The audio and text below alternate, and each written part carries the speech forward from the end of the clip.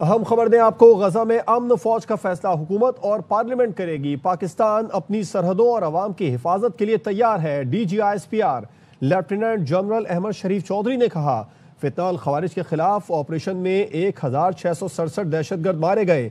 फौज सियासत में नहीं उलझना चाहती, फौज को सियासत से दूर रखा जाए। ज़ियाउल हक से इस बारे में तफसीलात जानेंगे। ARY न्यूज़ के नुमाइंदे बताइए मजीद क्या कहा DGISPR ने।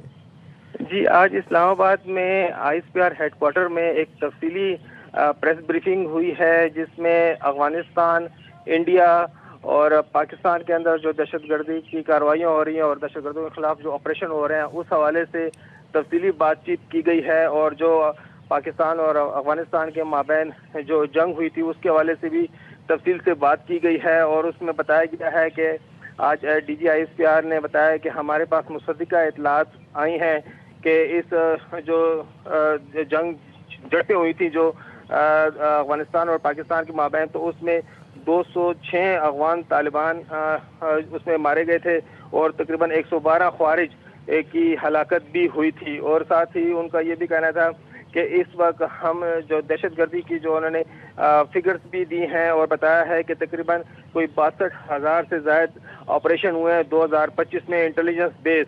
और उसमें उनका बताना था कि 16 से 67 दस्ताना था कि अब तक जो दहशतगर्दी के खिलाफ जंग जारी थी जब से, तो उसमें इस साल जो है तो सबसे ज्यादा हलाकतें इन दहशतगर्दों की फिगर्स की शक्ल में आई है। इससे पहले ये हलाकतें 1400 से करीब 1400 से ज्यादा नहीं बढ़ी हैं हर साल। और इसके साथ साथ उन्होंने जो अफगानिस्तान की सूरत हाल के हवाले से भी जो दोहा में एग्रीमेंट हुआ है, उस पर भी तफसीली बातचीत की है। और उन्होंने कहा कि हमारा दोहा में बस एक ही नुक्ता था कि अफगानिस्तान जो दहशतगर्द पाकिस्तान में आ रहे हैं या जो दहशतगर्दी कार्रवाइयाँ कर रहे हैं, तो अफगानिस्तान उन दहशतगर्दों को कंट्रोल करे। अगर कंट्रोल नहीं कर सकता तो उनको हमारे हवाले करे। अगर अफगानिस्तान ये कहता है कि पाकिस्तानी शहरी हैं, तो फिर ये हमारे हवाले किए जाएं, ताकि हम फिर उनको अपने जो कानून और आइन के मुताबिक उनके खिलाफ जो भी कार्रवाई करनी होगी तो वो करेंगे।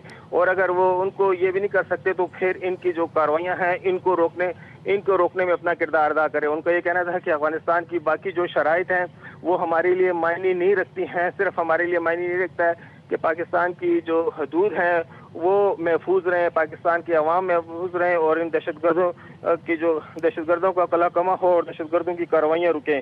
इसके साथ साथ उन्होंने तीरा जो खैबर जिला खैबर में वाक़या है और तीरा के हवाले से भी उन्होंने तफसीली बातचीत की। और उन्होंने कहा कि तीरा जो है तो वहाँ पॉलिटिकल और जो दहशतगर्द अनासिर हैं और जराइम पेश अनासिर हैं, उनके नेक्सस से वहाँ पर जो दहशतगर्द हैं वो अपनी कार्रवाइयाँ जारी रखे हुए हैं। और सबसे बड़ी ये बात यह कि वहाँ पर पोस्ट की कास्ट जो है वो तैयार की जा रही है और जो पोस्ट की कास्ट तैयार होके अब उसको मार्केट में बेचने के लिए कोशिश की जा रही है। इसके अलावा आइस भी जो है तो पाकिस्तान के मुख्तलिफ हिस्सों में जो स्मगल हो रही है तो तीरा से हो रही है। तो उनका ये कहना था कि वहाँ पर भी जो हम ऑपरेशन शुरू करते हैं तो जो जराइम पेशा अनासिर हैं जिनका सियासतदानों के साथ भी एक नेक्सस मिल जाता है तो वो वहाँ पर रुकावट बनने की कोशिश करते हैं। लेकिन उनका ये कहना था कि हम इस सूरत हाल में अपना इंटेलिजेंस बेस्ड जो तीरा में ऑपरेशन है वो जारी रखेंगे। और साथ साथ जब इनसे पूछा गया कि जी ये पॉलिटिकल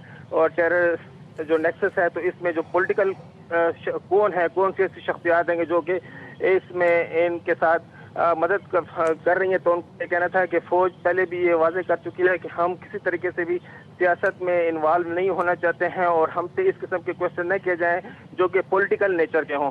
हम एक वाजे एक सच्ची बात कर रहे हैं कि वहाँ पर जो हमें इतलात मिल रही हैं उन इतलात की बुनियाद पर ये कार्रवाइयाँ हो रही हैं। तो उनका ये कहना था कि इस जो सियासी मामलात हैं, सियासी बातचीत है, ये जो सियासी हुकूमत है ये उसका दायरा अख्तियार है।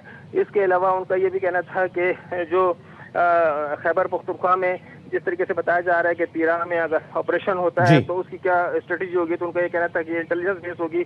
और जो खैबर पख्तूनख्वा में अगर ये एक सोच पनप रही है या ये कि वहाँ पर गवर्नर राज की खबरें चल रही हैं, तो उनका कहना था कि ये एक तखलियाती एक सोच है और अगर इस किस्म का कोई फैसला अगर होना हुआ तो वो हुकूमत की जानिब से होगा। गजा में अमन फौज के हवाले से भी उनका ये कहना था कि इस हवाले से भी जो फैसला होगा तो वो हुकूमत की जानिब से ही किया जाएगा। इसके अलावा फौज के अंदर जो नए ओहदे हवाले से कायम करने के हवाले से भी जो बातचीत चली है, तो उनका ये कहना था कि तमाम फैसले जो हैं तो पॉलिसी मैटर से हैं और पॉलिसी मैटर जो है तो वो हुकूमत इसका तयन करती है। जी, ब्यूरो चीफ पेशावर ज़ियाउल हक इस बारे में हमें तफसीलन आगाह कर रहे थे। आपका शुक्रिया।